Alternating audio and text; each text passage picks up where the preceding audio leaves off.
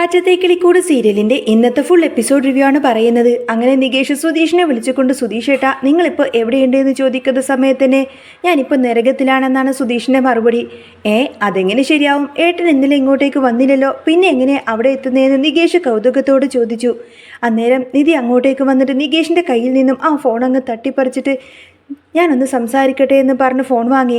എന്നിട്ട് അവൾ ഫോണിലൂടെ ഹലോ എന്ന് പറഞ്ഞപ്പോൾ എൻ്റെ സ്വരം കേട്ടിട്ട് ഇപ്പോൾ ആരാണെന്ന് മനസ്സിലാകുന്നില്ലേ എന്ന് അവൾ ചോദിച്ചു. അന്നേരം സുധീഷ് ഒന്ന് പറങ്ങിക്കൊണ്ട് ഓ മാഡമാണോ, എന്താ ഇപ്പോൾ വിളിച്ചതെന്ന് ചോദിച്ചു. നിങ്ങളിപ്പോൾ എവിടെയാണ് ഉള്ളതെന്ന് അവൾ വീണ്ടും തിരക്കിയപ്പോൾ ഞാൻ റോഡിലാണെന്ന് സുധീഷ് പറഞ്ഞു. എന്താ നിങ്ങൾ വീട്ടിലേക്ക് വന്ന് കിടക്കാൻ ഇവിടെ സ്ഥലമുണ്ടായിരുന്നില്ലേ എന്ന് അവൾ പരിഭവത്തോട് ചോദിക്കൂ. അത് പിന്നെ ഇന്നലെ രാത്രി എനിക്കൊരു ഓട്ടം ഉണ്ടായിരുന്നു, അത് കഴിഞ്ഞപ്പോൾ ഭയങ്കര ക്ഷീണം തോന്നി, അങ്ങനെ വണ്ടി ഒരിടത്ത് ഒതുക്കിയിട്ട് ഞാൻ അതിനകത്ത് തന്നെ ഉറങ്ങിപ്പോയതാണെന്ന് സുധീഷ് മറുപടി പറഞ്ഞു. വീട്ടിൽ വന്ന് ഉറങ്ങാമായിരുന്നില്ലേ എന്നല്ലേ ഞാൻ ചോദിച്ചത് എന്ന് നിധി ചോദിച്ചപ്പോൾ വണ്ടി ഓടിക്കുമ്പോൾ എൻ്റെ കണ്ണടയുന്നത് പോലെ തോന്നി, അതാ ഞാൻ പിന്നെ റിസ്ക് എടുക്കാതിരുന്നത് എന്ന് സുധീഷ് മറുപടി കൊടുത്തു. എന്നിട്ടിപ്പോൾ ഉറക്കമൊക്കെ മാറിയോ എന്ന് നിധി ചോദിച്ചപ്പോൾ എന്ന് സുധീഷ് ഒന്ന് മൂളി. എന്നാൽ പിന്നെ വേഗം വീട്ടിലേക്ക് വാ, ഉടനെ തന്നെ വരണമെന്നും അവൾ പറഞ്ഞതോടുകൂടെ തന്നെ ശരി എന്ന് പറഞ്ഞ് സുധീഷ് സമ്മതിച്ചു. അതോടുകൂടെ കോള് കട്ട് ചെയ്ത് നിധി ആ മൊബൈൽ നിതീഷിൻ്റെ കയ്യിൽ കൊടുത്തിട്ട് അവിടെ നിന്നങ്ങ് പോവാണ്. അങ്ങനെ വീട്ടിലേക്കുള്ള യാത്രയിൽ സുധീഷ് കാറിലിരുന്നിങ്ങനെ പോകുന്ന സമയത്തിന് പെട്ടെന്നാണ് അവനൊരു ബൈക്കുമായിട്ട് കൂട്ടിയിടിക്കുന്നത്. വണ്ടി ആക്സിഡൻ്റ് ആയതിൻ്റെ പരിഭവത്തോട് കൂടി സുധീഷ് വണ്ടി നിർത്തി പുറത്തേക്ക് ഇറങ്ങാൻ തുടങ്ങുന്ന നേരം തന്നെ ചുറ്റും നിന്ന നാട്ടുകാരിൽ രണ്ടുപേര് ഓടി വന്ന് റോഡിലങ്ങ് വീണ് കിടക്കുന്ന ആ ഒരു ബൈക്ക് യാത്രക്കാരൻ്റെ ദേഹത്ത് വീണ്ടും അങ്ങ് വണ്ടി എടുത്തുനിന്ന് മാറ്റുന്നുണ്ട്. എവിടെ നോക്കിയാടോ വണ്ടി ഓടിക്കുന്നത് എന്ന് സുധീഷ് ദേഷ്യത്തോട് ചോദിച്ചപ്പോൾ അങ്ങോട്ടേക്ക് നോക്കി ആ ഒരു ചോദ്യം അവനോട് തന്നെ ചോദിക്കടാ എന്ന് വിളിച്ചു പറഞ്ഞുകൊണ്ട് തന്നെ നാട്ടുകാരും രംഗത്തേക്കെത്തി. അപ്പോഴാണ് സുധീഷ് കാറിൽ നിന്നും പൂർണ്ണമായി പുറത്തേക്കിറങ്ങി അടുത്തേക്ക് ചെല്ലുന്നത്. അത് ശരി, റൺവേ തെറ്റിച്ച് റോങ് സൈഡിലൂടെ വണ്ടി ഓടിച്ച് വന്നിട്ട് അവൻ എൻ്റെ മെക്കെട്ട് കയറുന്നോ എന്നൊക്കെ ഇങ്ങനെ നാട്ടുകാരോടായി ചോദിച്ചുകൊണ്ട് സുധീഷ് ആ ഒരു ബൈക്ക് യാത്രക്കാരന് നേരെ തിരിഞ്ഞു. എടാ നിനക്ക് മര്യാദക്ക് വണ്ടി ഓടിക്കാനൊന്നും അറിയത്തില്ലേ, നിന്റെ കണ്ണെന്താ പുറകിലാണോ ഇരിക്കുന്നത് എന്നൊക്കെ സുധീഷ് അവനോട് ചോദിച്ച് ദേഷ്യപ്പെട്ടു. അന്നേരം നാട്ടുകാരൊരാൾ ചോദിക്കുന്നുണ്ട്, ഒരാളെ ഇടിച്ച് താഴെ ഇട്ടിട്ടാണോ നീ ഇങ്ങനെയൊക്കെ വർത്താനം പറയുന്നത് എന്ന്. അത് കേട്ടപ്പോൾ സുധീഷിനങ്ങ് ദേഷ്യം വന്നു. ഇങ്ങോട്ടേക്ക് കയറി വന്ന് ഇടിച്ചിട്ടിപ്പോൾ ഞാൻ ഇടിച്ചു എന്നായോ, എന്താടാ ഞാൻ ഹോൺ അടിച്ചു വന്നത് നീ കേട്ടില്ലേ എന്ന് സുധീഷ് ആ ബൈക്കുകാരനോട് വീണ്ടും ചോദിച്ചു. ഇത്രയും സ്പീഡിലാണോ വളവിൽ വരേണ്ടത് എന്നൊക്കെ അവനും തിരിച്ചു ചോദിക്കുന്നുണ്ട്. ഞാൻ സ്പീഡിലൊന്നും ആയിരുന്നില്ലല്ലോ, നിങ്ങളാണ് റോങ് സൈഡിൽ വന്ന് കയറിയത് എന്ന് സുധീഷ് തീർത്തും പറഞ്ഞു. നിങ്ങൾ പെട്ടെന്ന് വണ്ടി തിരിഞ്ഞു കയറി വന്നപ്പോൾ ഞാൻ വെട്ടിച്ചതായെന്ന് ബൈക്കുകാരനും പറയാണ്. എടാ നീ അങ്ങനെ പെട്ടെന്ന് വെട്ടിത്തിരിച്ചത് കൊണ്ടാണ് ഈ അപകടമുണ്ടായതെന്ന് സുധീഷ് പറഞ്ഞപ്പോൾ നിങ്ങൾ അതിന് ഇൻഡിക്കേറ്റർ ഇട്ടിരുന്നോ? എടോ താൻ എങ്ങോട്ടേക്കാ തിരിയാൻ പോകുന്നത് എനിക്കെങ്ങനെ അറിയാമോ എന്നൊക്കെ അവനും ചോദിച്ചു. എടാ എനിക്ക് നേരെയാ പോവേണ്ടത്, ഞാൻ നേരെ പോവാൻ എന്തിനാടാ ഇൻഡിക്കേറ്റർ ഇടുന്നത് എന്ന് സുധീഷും ചോദിച്ചതോടുകൂടെ തന്നെ അവർ തമ്മിൽ പിന്നെ വാക്കേറ്റു മുറുകി. എടാ നിന്നെയൊക്കെ ആരാടാ ഡ്രൈവിംഗ് പഠിപ്പിച്ചത് എന്ന് സുധീഷ് പുച്ഛത്തോട് ചോദിക്കുമ്പോൾ നിന്റെ തന്ത എന്ന് അവൻ മറുപടി നൽകി. അച്ഛനെ പറയുന്നോടാ എന്ന് ചോദിച്ചു വല്ലാതെ ദേഷ്യത്തോടു കൂടി സുധീഷ് അവൻ്റെ കവളത്തുഞ്ഞ ആഞ്ഞടിച്ചു. ആ അടിയിൽ അവൻ നിലത്തേക്കങ്ങ് വീണു. നാട്ടുകാർ അവനെ പിടിച്ചെഴുന്നേൽക്കുമ്പോഴേക്കും വണ്ടി ഇടിച്ചതും പോരാഞ്ഞ് എന്നെ തല്ലുന്നോടാ എന്നൊക്കെ ചോദിച്ചുകൊണ്ട് അവൻ സുധീഷിന് നേരങ്ങ് പാഞ്ഞെടുത്തു. നിന്റെ നാവടക്കി വെച്ചില്ലെങ്കിൽ ഇനിയും കിട്ടുമടാ എന്നൊക്കെ പറഞ്ഞ് സുധീഷ് അവൻ്റെ നേരെ ചെല്ലുമ്പോഴേക്കും അവർ തമ്മിൽ അവിടെ കിടന്ന് ഭയങ്കരങ്ങ് അടിയാവാണ്. അടി ഉണ്ടാക്കുന്ന അവരെ നേരെ നാട്ടുകാർ ഓടി വന്ന് പിടിച്ചു മാറ്റി. നോക്കി നിൽക്കാതെ പോലീസിനെ വിളിക്കടാ എന്ന് നാട്ടുകാരിൽ ഒരാൾ പറഞ്ഞപ്പോൾ പോലീസൊക്കെ താൻ വിളിച്ചോളാം, ഇനി ഇവിടെ എന്താ വേണ്ടതെന്നൊക്കെ എനിക്കറിയാമെന്നൊക്കെ പറഞ്ഞ് ബൈക്ക് യാത്രക്കാരനും തൻ്റെ മൊബൈലെടുത്ത് പോക്കറ്റിൽ നിന്നും വിളിക്കാൻ തുടങ്ങുകയാണ്. വിളിക്കടാ വിളിക്ക്, ഞാൻ ഇവിടെ തന്നെ കാണും, നീ ധൈര്യമുണ്ടെങ്കിൽ വിളിക്കടാ എന്നൊക്കെ പറഞ്ഞ് സുധീഷ് ഒട്ടും വിട്ടുകൊടുക്കാതെ അവിടെ തന്നെ നിൽക്കുന്ന സമയത്തിന് അവൻ തൻ്റെ ഡാഡിയെ വിളിച്ച് കാര്യങ്ങളൊക്കെ പറഞ്ഞു. ഡാഡി, ഒരാൾ കാറിൽ വന്ന് എന്നെ ബൈക്കിലിടിച്ച് തെറിപ്പിച്ചു, അത് ചോദിക്കാൻ ചെന്നപ്പോൾ അവൻ എന്നെ തല്ലി, ഞാനിപ്പോൾ പ്രാവച്ചമ്പലം ക്ഷേത്രത്തിനടുത്താണ് ഉള്ളത് എന്നൊക്കെ അവൻ പറഞ്ഞു. ശരിയെന്ന് പറഞ്ഞ് അവൻ ആ ഒരു കോള് കട്ട് ചെയ്യാൻ തുടങ്ങുമ്പോൾ അച്ഛനെ വിളിച്ച് പറയാൻ നിന്റെ അച്ഛൻ ആരാടാ, ജില്ലാ കളക്ടറോ എന്ന് സുധീഷ് വീണ്ടും അവൻ്റെ അരികിലേക്ക് ചെന്ന് ചോദിച്ചു. അല്ല SP ആണ്, സൂപ്രണ്ടന്റ് ഓഫ് പോലീസ് ആണെന്ന് അവൻ പറയുന്നത് കേട്ടപ്പോൾ സുധീഷിൻ്റെ സകല ധൈര്യം അങ്ങ് ചോർന്നു പോയി. അയ്യോ പോലീസോ എന്ന് പറഞ്ഞ് വല്ലാതെ പരിഭ്രമത്തോടെ നിൽക്കുകയാണ് സുധീഷ്. ആ സമയം വീട്ടിൽ ഉമ്മർത്ത വരാന്തയിൽ നികേഷും ഹരീഷും തമ്മിൽ നല്ല ഉഷാറ് ചെസ് കളിച്ചുകൊണ്ടിരിക്കുകയാണ്. അപ്പോഴാണ് കടയിലേക്ക് പോകാൻ റെഡിയായിക്കൊണ്ട് തന്നെ സുഭാഷേട്ടൻ അങ്ങോട്ടേക്ക് വരുന്നത്. ഹരീഷേ, ഞാനൊന്ന് കടയിൽ പോവാണ്, ഉച്ചയ്ക്ക് എന്താ കഴിക്കാൻ വേണ്ടത് എന്ന് സുഭാഷേട്ടൻ ചോദിച്ചു. എന്ത് ചോദ്യമായത് സുഭാഷേട്ടാ, എല്ലാ ദിവസവും പച്ചക്കറി മാത്രമല്ലേ നമ്മൾ കഴിക്കാറുള്ളത്, എന്തെങ്കിലും ഇറച്ചിയോ ഒക്കെ കടിച്ചു വലിക്കേണ്ടതെന്ന് ഹരീഷ് തിരിച്ചു പറഞ്ഞു. മുരിങ്ങാക്കായ മതിയോ എന്ന് നികേഷും ഇടയിൽ കയറി ചോദിക്കുകയാണ്. എടാ എന്നൊക്കെ പറഞ്ഞ് അവനോട് ദേഷ്യത്തോടെ പറഞ്ഞ് അവിടെ നിന്നും എഴുന്നേറ്റു പോവാണ് സുഭാഷേട്ടൻ. നിങ്ങൾ ഇവിടെ ഇരിക്ക്, ഞാൻ പോയി ചിക്കൻ വാങ്ങിച്ചിട്ട് വരാമെന്നൊക്കെ പറയാണ് സുഭാഷ്. സുധീഷ് ഇതുവരെ വന്നില്ലല്ലോ, രാവിലെ വിളിച്ചപ്പോൾ ദാ വരുന്നു എന്ന് പറഞ്ഞതല്ലേ? സുഭാഷ് ഏട്ടൻ ചോദിച്ചപ്പോൾ ദാ വരുന്നു എന്ന് പറഞ്ഞ് അവൻ വീണ്ടും വണ്ടിയിൽ കിടന്ന് ഉറങ്ങിക്കാണുമെന്ന് നികേഷ് കളിയാക്കിക്കൊണ്ട് പറഞ്ഞു. അപ്പോഴാണ് സുഭാഷിൻ്റെ മൊബൈൽ ഫോൺ ഇങ്ങനെ റിങ് ചെയ്യുന്നത്. അവൻ അത് എടുത്തു നോക്കിയിട്ട് 100 വയസ്സാ അവനെ, ദാ അവനിപ്പോൾ വിളിക്കുന്നുണ്ട് എന്നൊക്കെ പറഞ്ഞ് ആ ഒരു കോൾ അറ്റൻഡ് ചെയ്തു. നീ ഇപ്പോൾ എവിടെയാടാ ഉള്ളത്, ദാ വരുന്നു എന്നൊക്കെ പറഞ്ഞിട്ട് മണി 11 ആയല്ലോ എന്നൊക്കെ സുഭാഷേട്ട് ചോദിക്കുന്ന സമയത്ത് തന്നെ പോലീസ് സ്റ്റേഷനിൽ പൊട്ടിക്കരയായിരുന്ന സുധീഷ് സങ്കടത്തോടെ പറഞ്ഞു. സുഭാഷേട്ടാ, ഞാൻ ഇവിടെ ആകെ പെട്ടിരിക്കുകയാണ്. എന്താണ് നിന്റെ ശബ്ദം വല്ലാതിരിക്കുന്നത്, എന്തെങ്കിലും പ്രശ്നമുണ്ടോ എന്ന് സുഭാഷേട്ടൻ ചോദിച്ചു. അതേ സുഭാഷേട്ടാ, ഞാനിപ്പോൾ പോലീസ് സ്റ്റേഷനിൽ നിന്നാണ് വിളിക്കുന്നത്. അവൻ പറയുന്നത് കേട്ടപ്പോൾ സുഭാഷ് ആകെ പരിഭ്രമത്തിലായി. പോലീസ് സ്റ്റേഷനിലോ, എന്ത് പരിപാടിയായിരുന്നെന്ന് സുധീഷ് ചോദിക്കുമ്പോഴേക്കും നിധിയും അങ്ങോട്ടേക്ക് വരുന്നുണ്ടായിരുന്നു. അത് കേട്ടതും എല്ലാവരും വല്ലാത്തൊരു പരിഭ്രമത്തോടെ നിൽക്കുന്ന സമയത്തിന് സുധീഷ് കാര്യങ്ങൾ വിശദീകരിച്ചു. അത് വരുന്ന വഴിക്ക് ഒരു വണ്ടി ബൈക്കുമായി കൂട്ടിമുട്ടി. അയാൾ റോങ് സൈഡാണ് വന്നത്. ഇപ്പോഴിത് കേസായിരിക്കുകയാ സുഭാഷേട്ടാ. സുഭാഷെ പെട്ടെന്ന് ഇങ്ങോട്ടേക്കൊന്ന് വരുമോ എന്ന് അവൻ ദയനീയമായി ചോദിച്ചു. ശരി ഞാൻ ദാ വരുന്നു എന്ന് പറഞ്ഞ് സുഭാഷ് പെട്ടെന്ന് തന്നെ ഫോൺ കട്ട് ചെയ്തു. എന്താ സുഭാഷേട്ടാ, എന്ത് പറ്റിയെന്ന് നിധി ചോദിച്ചപ്പോൾ അവനൊരു ആക്സിഡൻ്റായി, ഞാനൊന്ന് പോലീസ് സ്റ്റേഷനിൽ പോയിട്ട് വരാമെന്നൊക്കെ പറഞ്ഞ് സുഭാഷ് മറുപടി പറഞ്ഞു. സുഭാഷേട്ടാ, എന്തെങ്കിലും പ്രശ്നമുണ്ടോ എന്ന് നികേഷ് ചോദിച്ചപ്പോൾ ഞാനൊന്ന് പോയിട്ട് വരട്ടേടാ എന്നും പറഞ്ഞ് സുഭാഷ് അവിടെ നിന്നും പോയി. ഞാനും വരാമെന്ന് ഹരീഷും പറഞ്ഞ് പിന്നാലെ പറഞ്ഞു. ഞാനും വരാമെന്ന് നികേഷ് പറയുന്നുണ്ടായിരുന്നു. ഏയ് വേണ്ടടാ, നിങ്ങളൊന്നും ഇവിടെ വരണ്ട, നിങ്ങൾ വീട്ടിലിരിക്ക്, ഞങ്ങൾ പോയിട്ട് വരാമെന്നും പറഞ്ഞ് സുഭാഷ് ഹരീഷിനെയും കൂട്ടി അവിടെ നിന്നും പോവാണ്. അവിടെ പോലീസ് സ്റ്റേഷനിൽ SIയുടെ മുന്നിലിരിക്കുകയായിരുന്നു ആ ഒരു ബൈക്ക് യാത്രക്കാരനായ നവീന്. സുധീഷ് അവിടെ അരികിൽ തന്നെ ഒന്നും അറിയാത്തതിനെ പോലെ ഇങ്ങനെ കയ്യും കെട്ടി നിൽക്കുന്നുണ്ട്. SI നവീനോടായി പറഞ്ഞു. നവീൻ, നീ പോയിക്കോ, സാർ എന്നോട് കാര്യങ്ങളൊക്കെ പറഞ്ഞിട്ടുണ്ട്, ഇവനെ വേണ്ട വിധത്തിൽ ഞങ്ങൾ കൈകാര്യം ചെയ്തോളാമെന്ന് പറഞ്ഞു. അപ്പോൾ നവീൻ വിട്ടുകൊടുക്കാൻ തയ്യാറായിരുന്നില്ല. വരട്ടെ സാറേ, എന്താ ഇവൻ ചെയ്യാൻ പോകുന്നതെന്ന് എനിക്കൊന്ന് കാണണമല്ലോ, ഞാൻ ഇവിടെ ഇരുന്നോളാമെന്നും പറഞ്ഞ് നവീന് പറഞ്ഞു. അത് കേട്ടപ്പോൾ സുധീഷ് തൻ്റെ ഭാഗം ന്യായീകരിക്കാൻ തുടങ്ങി. സാറേ, സത്യമായിട്ടും എൻ്റെ കയ്യിൽ നിന്നും ഒരു തെറ്റും സംഭവിച്ചിട്ടില്ല. വളവ് തിരിഞ്ഞപ്പോൾ ഇയാൾ റോങ് സൈഡിൽ കയറി വന്നുകയായിരുന്നു. വളവ് തിരിയുമ്പോൾ ഇയാൾ റോങ് സൈഡിൽ കയറി വരുമായിരുന്നു എന്ന് സുധീഷ് പറഞ്ഞു. ആരാണ് റോങ് സൈഡ് കയറി വന്നത് എന്ന് നമുക്ക് തീരുമാനിക്കാമെന്നൊക്കെ പറഞ്ഞ് നീ ഇപ്പോൾ അവിടെ പോയി ഇരിക്കാൻ പോലീസ് പറയാണ്. സാറേ, ഞാനൊന്ന് പറഞ്ഞോട്ടെ എന്ന് സുധീഷ് വീണ്ടും കെഞ്ചിയപ്പോൾ നീ ഒന്നും പറയണ്ടടാ, നടുറോട്ടിൽ ഒരാളായിട്ട് തല കടിച്ച് കൊല്ലാൻ നോക്കിയിട്ട് നീ വലിയ വർത്താനം പറയുന്നു എന്നൊക്കെ ചോദിച്ചുകൊണ്ട് പോലീസുകാർ സംസാരിക്കാണ്. കൊല്ലാനോ എന്ന് വല്ലാത്ത അമ്പരപ്പോട് കൊടുത്തിട്ട് സുധീഷ് നോക്കി നിന്നു. ഇയാളെ ദേഹോപദ്രവം ഏൽപ്പിച്ചിട്ട് നീ കൊല്ലാൻ നോക്കിയതല്ലേടാ, നിന്റെ മേൽ എന്തൊക്കെ വകുപ്പുകളാണ് ചാർത്താൻ ചെയ്യേണ്ടതെന്നൊക്കെ എനിക്ക് നന്നായിട്ടറിയാം, അങ്ങോട്ടേക്ക് മാറി നിൽക്കടാ എന്നൊക്കെ പറഞ്ഞ് സാർ ഒച്ച വെച്ചു. സാറേ, സ്വാധീനമുള്ളവർ പറയുമ്പോൾ എന്തും അങ്ങോട്ടേക്ക് ചെയ്യാമെന്നൊന്നും കരുതരുത് എന്ന് സുധീഷ് സങ്കടത്തോടെ പറഞ്ഞു. അത് കേട്ടപ്പോൾ സാറ് ദേഷ്യത്തോടെ എഴുന്നേറ്റ്, എടാ നീ എന്നെ പഠിപ്പിക്കാൻ നിർത്തുന്നോ, മാറി നിൽക്കടാ, അടിച്ച് നിന്റെ പല്ല് ഞാനങ്ങ് താഴെയിട്ട് കുഴിച്ചിടുമെന്നൊക്കെ പറഞ്ഞ് മാറി നിൽക്കടാ എന്ന് ആക്രോശിച്ചപ്പോൾ സുധീഷ് പിന്നെ ഒന്നും മിണ്ടാതങ്ങ് മാറി നിൽക്കുകയാണ്. അപ്പോഴേക്കും സുഭാഷേട്ടനും ഹരീഷൊക്കെ പാഞ്ഞുകൊണ്ട് സ്റ്റേഷനിലേക്ക് എത്തിയിരുന്നു. അവർ പെട്ടെന്ന് സ്റ്റേഷനിലേക്ക് കയറി ഓടാൻ തുടങ്ങുമ്പോഴേക്കും അവിടെ ഉണ്ടായിരുന്ന സാറും അതെ എങ്ങോട്ടൊക്കെ നിങ്ങൾ ഈ കയറി പോകുന്നത് എന്ന് ചോദിച്ച് അവരെ തടഞ്ഞു. സാറേ, എൻ്റെ അനിയനെ ഇവിടെ പിടിച്ചു വെച്ചിരിക്കുകയാണെന്ന് സുഭാഷ് പറയാണ്. എന്താ കേസെന്ന് ആ സാറ് ചോദിച്ചപ്പോൾ ആക്സിഡൻ്റ് ആണെന്ന് ഹരീഷ് മറുപടി നൽകി. രാവിലെ SPയുടെ മകൻ്റെ വണ്ടി അടിച്ച ആ ഒരു കേസിലെ ആളല്ലേ എന്ന് പോലീസുകാരൻ ചോദിച്ചത് കേട്ടുകൊണ്ട് തന്നെ അവരങ്ങ് അമ്പരന്നു. എന്ത് SPയോ എന്ന് ചോദിച്ച് പരസ്പരം നോക്കുകയാണ് ഹരീഷും സുഭാഷും. ഒരു ചെറിയ തട്ടുമുട്ടിൽ തീരേണ്ട കേസായിരുന്നു ഇതിപ്പോൾ SPയുടെ മകനായതുകൊണ്ട് തന്നെ വലിയ കുഴപ്പമായിട്ടുണ്ട്. ചെല്ല് അകത്ത് പോയിട്ട് എന്താ പോലീസ് പറയുന്നത് നോക്കാനും പറഞ്ഞുകൊണ്ട് തന്നെ അത് പറഞ്ഞതനുസരിച്ച് ചേട്ടാ വാ എന്നൊക്കെ പറഞ്ഞ് സുഭാഷിനെ വിളിച്ച് ഹരീഷ് സ്റ്റേഷൻ്റെ അകത്തേക്ക് പോവാണ്. അവിടെ ഭയന്ന് നിൽക്കുന്ന സുധീഷിൻ്റെ അടുത്തേക്ക് ചെന്ന് സുധീഷെ എന്താടാ പറ്റിയതെന്ന് സുഭാഷേട്ടൻ ചോദിച്ചപ്പോൾ അവൻ കാര്യങ്ങളൊക്കെ പറഞ്ഞു. അവൻ ഇങ്ങോട്ടേക്ക് വന്ന് എൻ്റെ വണ്ടിയിൽ കയറിയതായിട്ടാണ് കിടക്കുന്നത്, എന്നിട്ട് അവൻ എന്നോട് വഴക്കിടാൻ വന്നിരിക്കുന്നു. അവിടെ ആദ്യം തന്നെ എന്നെ തല്ലാൻ വന്നതും അവൻ തന്നെയാണെന്ന് സുധീഷ് പറഞ്ഞു. തല്ലുകയോ എന്ന് സുഭാഷ് നെറ്റിലോട് ചോദിച്ചപ്പോൾ ഞങ്ങൾ തമ്മിൽ പറഞ്ഞ് അതൊരു അടിയായി മാറി. അപ്പോഴാണ് അവൻ SPയുടെ മോനാണെന്ന് ഞാൻ അറിയുന്നത്. പോലീസ് കേസ് ഇപ്പോൾ അവൻ മാറ്റി എഴുതാൻ നോക്കുകയാണ്. കുറ്റം മുഴുവൻ ഇപ്പോൾ എൻ്റെ മേലായി. ഞാൻ അവനെ കൊല്ലാൻ നോക്കിയെന്നൊക്കെയാ അവനിപ്പോൾ പറയുന്നത് എന്ന് സുധീഷ് സങ്കടത്തോടെ പറഞ്ഞു. ഇതൊക്കെ കേട്ടപ്പോൾ SI അവനെ നിന്നും ചോദിക്കുന്നുണ്ട്, ആരാടാ ഇവനേക്ക് അകത്ത് കയറ്റി വിട്ടത് എന്ന്. അന്നേരം സുഭാഷ് അങ്ങോട്ടേക്ക് ചെന്ന് വിനയത്തോടെ പറഞ്ഞു. സർ, ഞാൻ കാരണം എന്താണെന്ന് ഇവനോടൊന്ന് സംസാരിക്കാൻ വേണ്ടി വന്നതാ.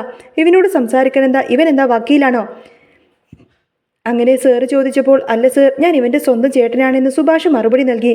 ഓ, നീ ചേട്ടനാണോ എന്ന് ചോദിച്ച് അങ്ങോട്ടേക്ക് മാറി നിൽക്കടാ എന്നൊക്കെ പറഞ്ഞ് സാർ അയാളങ്ങ് മാറ്റി നിർത്തി.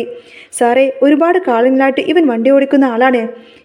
ഈ സുധീഷിന് അങ്ങനെ അപകടമൊന്നും ഇതുവരെ പറ്റിയിട്ടില്ല എന്ന് സുഭാഷേട്ടൻ പറഞ്ഞപ്പോൾ അഹങ്കാരം കൊണ്ടാവും അവൻ ഒരാളെ അടിച്ചിട്ടതും പോരാതിന് ഹെൽമെറ്റ് കൊണ്ട് അടിച്ച് കൊല്ലാൻ നോക്കിയതും എന്നൊക്കെ സാർ അങ്ങ് ഉച്ചത്തിൽ വിളിച്ചു പറഞ്ഞു. സാറേ, ഞാൻ ഇയാളെ കൊല്ലാൻ നോക്കിയിട്ടൊന്നുമില്ല. ഇയാൾ എൻ്റെ അച്ഛനെ ചേർത്ത് വിളിച്ചപ്പോഴാ ഞാൻ അങ്ങനെ ചെയ്തത് എന്ന് സുധീഷ് കരഞ്ഞുകൊണ്ട് പറഞ്ഞു.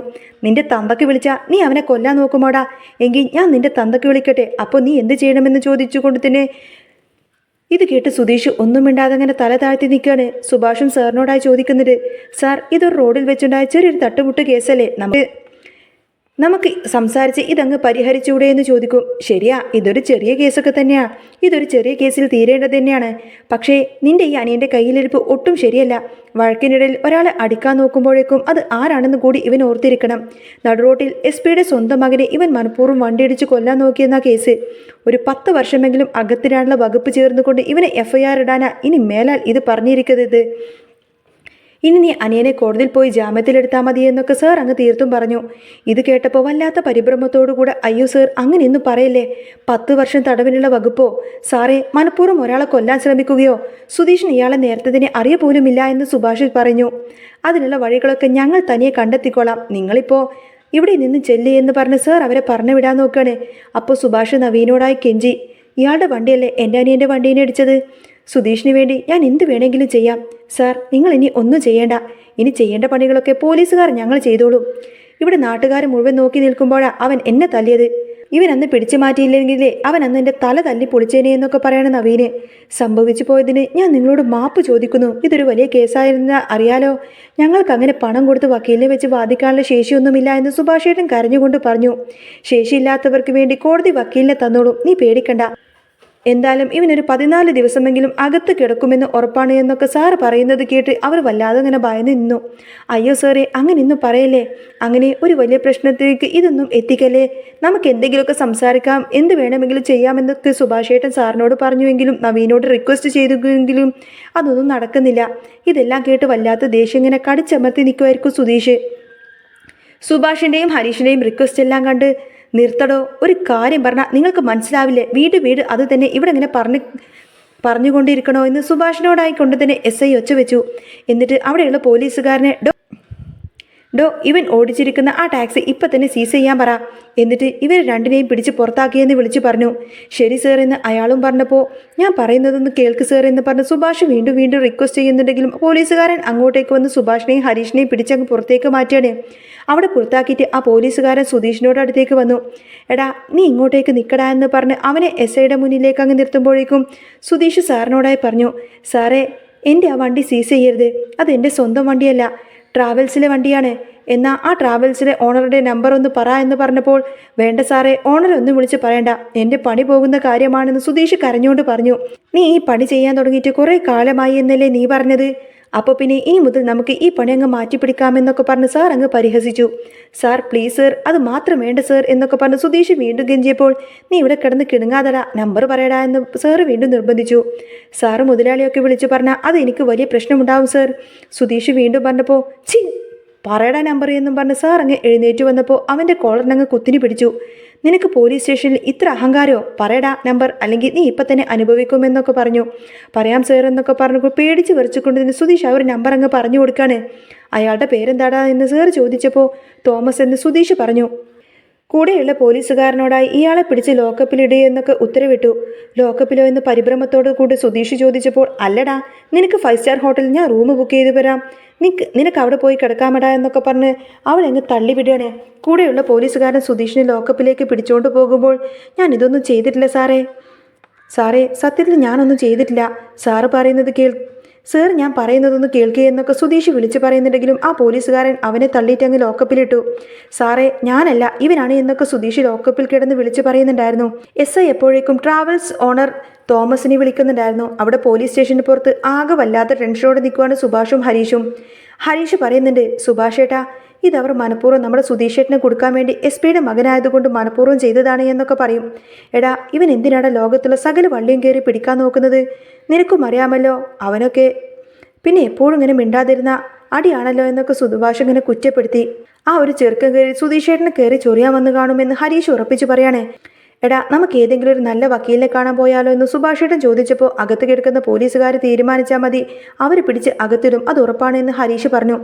എന്ത് ചെയ്യടാ നമ്മൾ ഇനി എന്നൊക്കെ പറഞ്ഞ് അവർ വല്ലാത്ത ടെൻഷനോടെ നിൽക്കുകയാണ് സുഭാഷും ഹരീഷും. അപ്പോഴാണ് ട്രാവൽസ് ഓണർ തോമസ് ഏട്ടൻ തൻ്റെ കാറിൽ അവിടെ അങ്ങോട്ടേക്ക് എത്തുന്നത്. അയാൾ നേരെ സുഭാഷിനെയും ഹരീഷിനെയും അടുത്തേക്ക് വന്നു. എന്താടാ, എന്ത് ആക്സിഡന്റ് ഉണ്ടായി എന്നാ പറഞ്ഞത് എന്ന് ചോദിച്ചപ്പോൾ ഹരീഷ് കാര്യങ്ങളൊക്കെ പറഞ്ഞു. ബൈക്ക് കാരണമായി തട്ടിയതാ, വണ്ടിക്ക് കുഴപ്പമൊന്നും ഇല്ല എന്ന് പറഞ്ഞപ്പോൾ വണ്ടിയുടെ കാരൊക്കെ അവിടെ നിൽക്കട്ടെ, ആർക്ക് എന്തെങ്കിലും പ്രശ്നമുണ്ടോ, സുധീഷിന് എന്തിനാടാ ഇവിടെ പിടിച്ചു വെച്ചിരിക്കുന്നത് എന്ന് തോമസ് ഏട്ടൻ തിരക്കി. വണ്ടി തട്ടിയത് എസ് പിയുടെ മകനാണ്, അവൻ റോങ് സൈഡ് കയറി വന്നു എന്നാ സുധീഷ് പറയുന്നത്. ഒന്നും രണ്ടും പറഞ്ഞ് അവർ തമ്മിലങ്ങ് വഴക്കായി. ഇപ്പോൾ സുധീഷ് അവനെ കൊല്ലാൻ ശ്രമിച്ചു എന്നൊക്കെ അവർ കേസ് പറയുന്നത്. തോമസ് ഏട്ടൻ ഒന്ന് അകത്ത് കയറി സംസാരിക്ക്, എന്തെങ്കിലും ചെയ്യാതെ പറ്റില്ല, അല്ലെങ്കിൽ അവരുറപ്പായിട്ടും നമ്മൾ സുധീഷിനെ വിടില്ല എന്ന് പറഞ്ഞപ്പോൾ ഞാനൊന്ന് ഇൻസ്പെക്ടറെ കാണട്ടെ എന്ന് പറഞ്ഞ് തോമസ് ഏട്ടൻ ധൈര്യമായി തന്നെ അകത്തേക്ക് പോവാണ്. അദ്ദേഹം നേരെ സാറിൻ്റെ മുന്നിലേക്കിരുന്ന് നമസ്കാരം പറഞ്ഞ് തൻ്റെ വിസിറ്റിംഗ് കാർഡ് എടുത്ത് കൊടുത്തു. സാറ് പറഞ്ഞതനുസരിച്ച് തോമസ് ഏട്ടൻ കസേരയിലേക്ക് ഇരിക്കുമ്പോഴേക്കും സർ, എൻ്റെ പേര് തോമസ് എന്ന് പറഞ്ഞ് സംസാരിച്ചു തുടങ്ങി. ഒടുവിൽ സർ, കോമ്പൻസേഷനായി കുറച്ച് പണം കൊടുത്ത് ഈ കേസ് നമുക്ക് സെറ്റ് ചെയ്യാമോ? സർ, എങ്ങനെ വേണമെങ്കിലും ചെയ്യാം സർ, അവൻ ഇത്തിരി മുൻചുണ്ടി ഉണ്ടെന്നേ ഉള്ളൂ, ആള് ഭയങ്കര പാവാണ് സർ, ഈയിടെ അവൻ്റെ കല്യാണം കഴിഞ്ഞതേ ഉള്ളൂ, പ്ലീസ് സർ എന്ന് അദ്ദേഹം പറഞ്ഞു. താനൊന്ന് പുറത്ത് നിൽക്ക്, ഞങ്ങളൊന്ന് ആലോചിച്ചിട്ട് പറയാം. ശരി സർ എന്നൊക്കെ പറഞ്ഞ് തോമസ് ഏട്ടൻ വീണ്ടും എഴുന്നേറ്റ് ലോക്കപ്പിൽ കിടക്കുന്ന സുധീഷിനെ ഒന്ന് കാണാൻ വേണ്ടി പുറത്തേക്ക് ഇറങ്ങി പോവാണ്.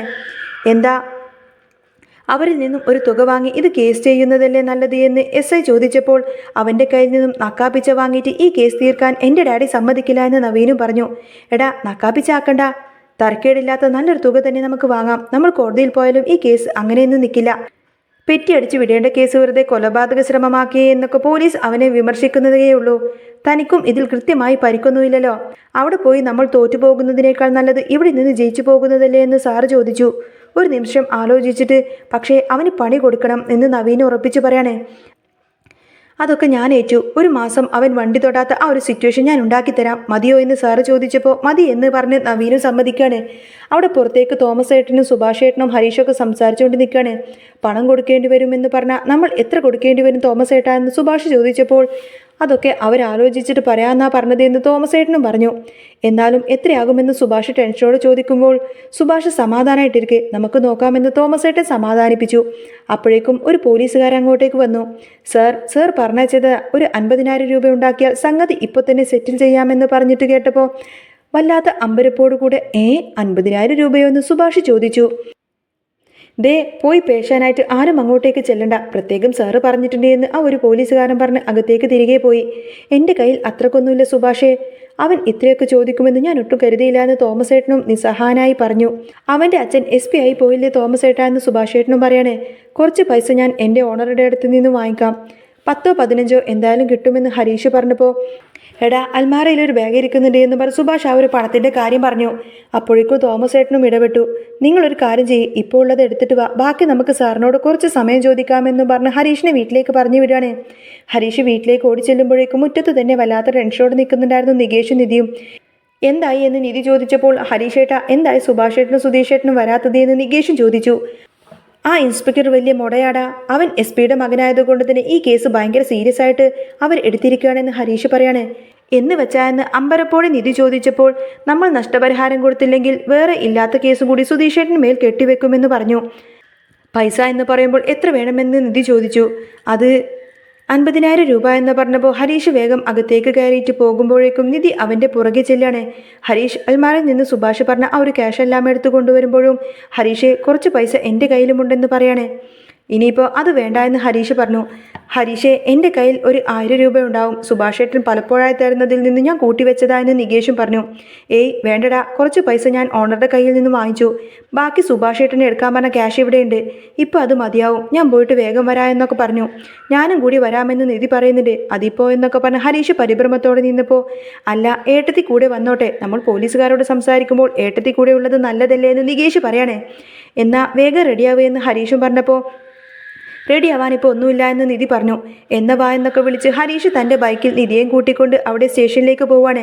അവിടെ പോലീസ് സ്റ്റേഷനിൽ വല്ലാതെ നിൽക്കുന്ന സുഭാഷ് ഏട്ടനോടായി ടെൻഷൻ ആവല്ലേ സുഭാഷ് ഏട്ട, നമുക്ക് എന്തെങ്കിലും ഒരു വഴി ഉണ്ടാക്കാമെന്ന് പറഞ്ഞ് തോമസ് ഏട്ടൻ ഇങ്ങനെ സമാധാനിക്കുമ്പോഴാണ് ഹരീഷും നിധിയും അങ്ങോട്ടേക്ക് എത്തുന്നത്. അവളെ കണ്ടപ്പോൾ സുഭാഷ് ചോദിക്കുന്നുണ്ട്, മോളെ നീ എന്തിനാ ഇപ്പോൾ ഇങ്ങോട്ടേക്ക് വന്നത്? വീട്ടിൽ എനിക്ക് ഇരിക്കാൻ തോന്നിയില്ല സുഭാഷ് ഏട്ടാ എന്ന് നിധിയും പറഞ്ഞു. എന്നാൽ ഇങ്ങോട്ടേക്ക് വരേണ്ടിയിരുന്നില്ല എന്ന് സുഭാഷ് പറഞ്ഞപ്പോൾ സാരമില്ല സ്റ്റേഷനിൽ കയറിയപ്പോൾ എനിക്ക് വല്ലാത്തൊരു ഭയമായില്ലേ എന്ന് നിധിയും മറുപടി പറഞ്ഞു. എന്തായാലും വന്നത് നന്നായി, സ്ത്രീകൾ കൂടെയുണ്ടെങ്കിൽ പോലീസ് ചിലപ്പോൾ വലിയ മുട കാണിക്കാതെ ഇറക്കി വിടുമെന്നൊക്കെ തോമസ് ഏട്ടനും അഭിപ്രായപ്പെട്ടു. എടാ പണം എന്തായി എന്ന് സുഭാഷ് ഏട്ടൻ ചോദിച്ചപ്പോൾ എൻ്റെ ഓണറിൻ്റെ കയ്യിൽ നിന്ന് 15,000 രൂപ വാങ്ങിച്ചു, പിന്നെ സുഭാഷ് ഏട്ടൻ പറഞ്ഞ ആ ഒരു ക്യാഷും എടുത്തു എന്ന് ഹരീഷ് പറഞ്ഞു. അപ്പോൾ 25,000 ആയില്ലേ എന്ന് സുഭാഷ് ചോദിച്ചപ്പോൾ അതെ ഇത് മതി, ബാക്കി തുക നമുക്ക് ഒരാഴ്ച സമയം ചോദിക്കാമെന്ന് തോമസ് ഏട്ടൻ പറഞ്ഞു. ഒരാഴ്ചക്കുള്ളിൽ ബാക്കി എന്ന് പറഞ്ഞിട്ട് സുഭാഷ് ഏട്ടൻ ഇങ്ങനെ ടെൻഷൻ അടിക്കുന്ന സമയത്തന്നെ ബാക്കി ഞാൻ കൊടുത്തോളാമെന്നൊക്കെ തോമസ് ഏട്ടനെ ആശ്വസിപ്പിച്ചു. അല്ല ഇനി അതിൻ്റെ ആവശ്യമൊന്നും വരില്ല, സുധീഷ് ഏട്ടൻ്റെ ബാഗിൽ ഇവിടെ കുറച്ച് പൈസ ഉണ്ടായിരുന്നു, നോക്കിയപ്പോൾ 25,000 രൂപ അതിൽ തന്നെയുണ്ട് എന്ന് ഹരീഷ് പറയുന്നത് കേട്ടപ്പോൾ അപ്പോൾ മൊത്തം പൈസ തികഞ്ഞല്ലോ എന്ന് തോമസ് ഏട്ടനും ആശ്വാസത്തോടെ പറഞ്ഞു. എടാ കാശ് അവൻ വേറെ കാര്യത്തിനൊക്കെ എടുത്തു വെച്ചതായിരിക്കുമെന്ന് സുഭാഷ് ഏട്ടൻ പറഞ്ഞപ്പോൾ എല്ലാവരും എന്തെങ്കിലും ആവശ്യത്തിന് എടുത്തു വെക്കുന്നത് തന്നെയല്ലേ, ആരും വെറുതെ ഒന്നും സമ്പാദിച്ചു വെക്കുന്നതല്ലല്ലോ എന്ന് ഹരീഷ് മറുപടി പറഞ്ഞു. എന്തായാലും ആദ്യം ഈ കാര്യം നടക്കട്ടെ വാ എന്നൊക്കെ പറഞ്ഞ് തോമസ് ഏട്ടൻ വിളിച്ചപ്പോൾ അവരെല്ലാം ഒരുമിച്ച് നേരെ പോലീസ് സ്റ്റേഷനിലേക്ക് പോവാണ്. അവരങ്ങനെ അകത്തേക്ക് എത്തുമ്പോഴേക്കും ലോക്കപ്പിൽ കിടക്കുന്ന സുധീഷിനെ കണ്ട് വല്ലാതെ അമ്പരപ്പോട് കൂടെ തന്നെ എല്ലാവരും ഇങ്ങനെ നോക്കി നിൽക്കുകയാണ്. ഇവൻ എന്തിനാണ് ലോക്കപ്പിൽ ഇട്ടിരിക്കുന്നത് എന്ന് സുഭാഷ് ചോദിച്ചപ്പോൾ ഇനിയിപ്പോൾ അതൊന്നും ചോദിക്കാനൊന്നും നിൽക്കണ്ട വാ എന്ന് പറഞ്ഞ് തോമസ് ഏട്ടൻ അവരെയും കൂട്ടി നേരെ പോലീസുകാരൻ്റെ അടുത്തേക്ക് പോവാണ്. ലോക്കപ്പിൽ കിടക്കുന്ന സുധീഷിനെ കണ്ട് വല്ലാതെ ടെൻഷനോടെയും സങ്കടത്തോടെയും അവൻ ഇങ്ങനെ നോക്കി നിൽക്കുന്ന നിധിയെ കാണിച്ചുകൊണ്ടാണ് കേട്ടോ ഇന്നത്തെ ഈ ഒരു എപ്പിസോഡ് പൂർണ്ണമാവുന്നത്. അപ്പോൾ നിങ്ങൾക്ക് ഈ ഒരു ചാനൽ ഇഷ്ടമാവുകയാണെങ്കിൽ സബ്സ്ക്രൈബ് ചെയ്യാനും സപ്പോർട്ട് ചെയ്യാനും മറക്കല്ലേ. നെക്സ്റ്റ്